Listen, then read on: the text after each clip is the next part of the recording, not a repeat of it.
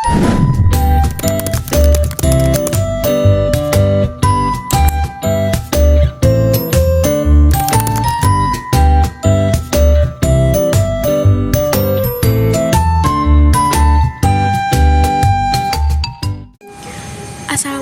warahmatullahi wabarakatuh.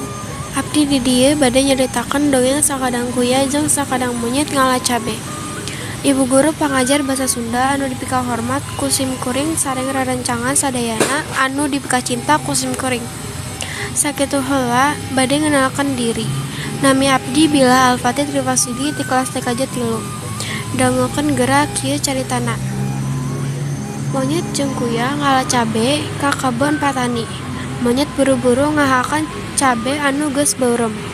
Monyet ladeun terus ngucap, "Sauha, lata, lata, lata." Patani kaluar tina saung.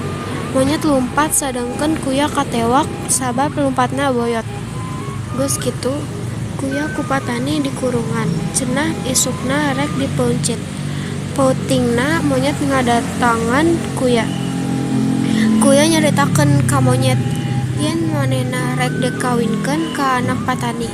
Monyet kabitaeun, tuluy manehna mentan nukeun ka kuya. Si sakadang kuya kaluar tuluy sakadang monyet asup ka jero kurung.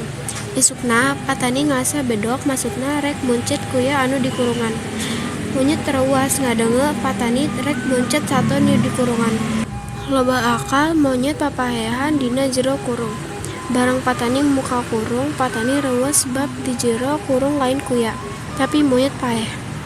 Monyet dialungkan ka kebon, geus dialungkan barebat monyet lumpat satekar kebek. Patani olohok sabab katipu ku jeung kuya monyet. Sakitu ana tiasa didugikeun suku simkuring. Hapunten bilih aya anu kalepasan saring cariosan teu merenah kanu manah.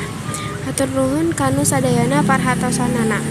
Wassalamualaikum warahmatullahi wabarakatuh.